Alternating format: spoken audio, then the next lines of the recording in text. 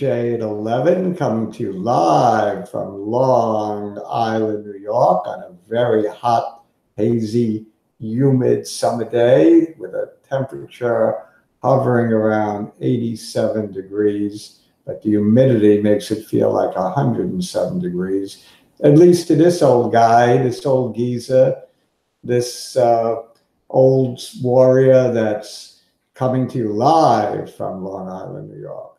In any event, we're going to move quickly to take a look at the Dow Jones Industrial Average, which is at a critical juncture, as I said before. So let's take a quick look at that. Do a little sharing of my screen and get right into the chart.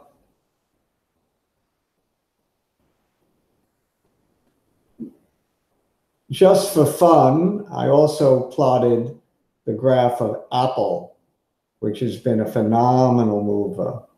Let's see if we can get more of the Dow in here. I got to grab a hold of this line and move it. Okay, so we see that off of the January highs, we had a down trend line that the Dow was following up until right about here. Let's say here till about May 7th.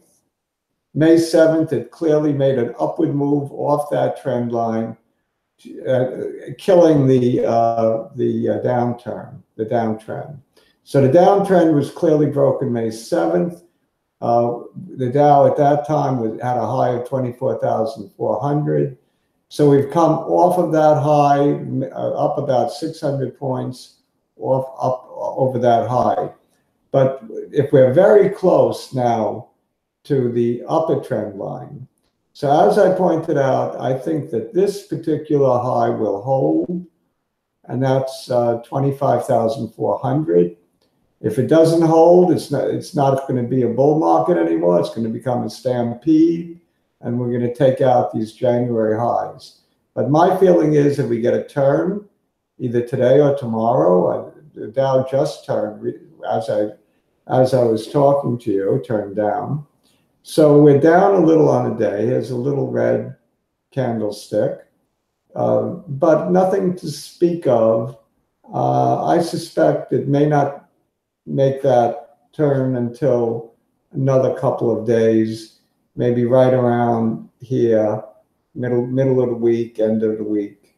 So I think we're ripe to see a turn, and it's possible we go above this trend line, but I don't think we take out the high of 25,402. So that's my feeling on the Dow. I think we certainly come back and we test the lower trend line. And if we go through that, it's curtains. Literally, I think we'd be looking at a 20% potential move in a matter of 3, 4, 5 months. So this is an important trend line as well, this lower trend line. And we've had two major lows that touch this trend line. And this is coming together to a head. This is called a triangle.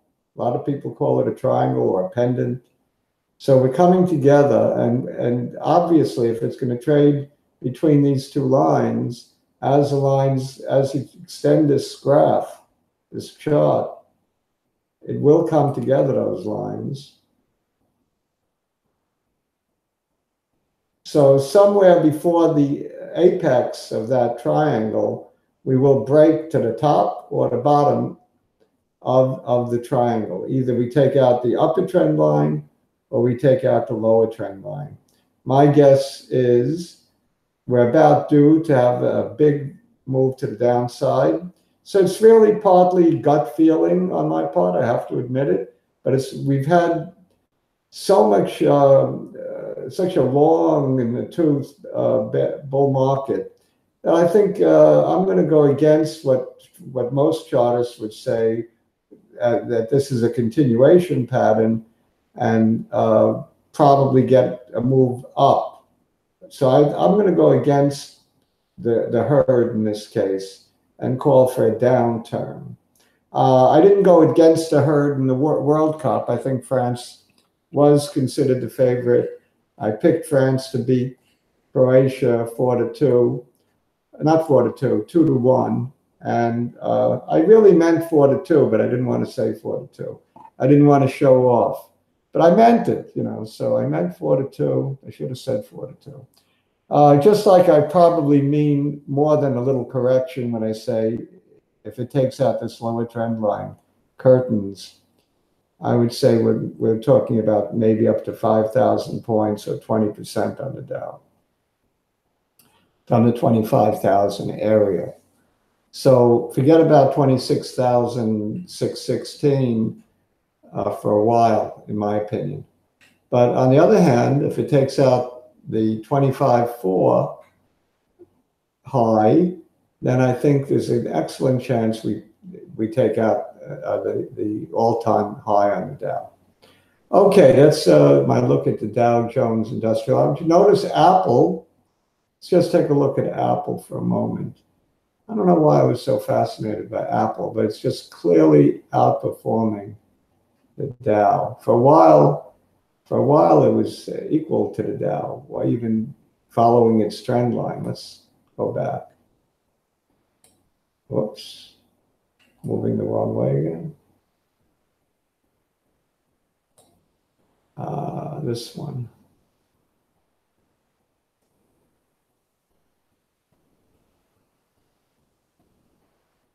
All right, for a while, it was actually, the Dow was actually outperforming Apple if you go back to January.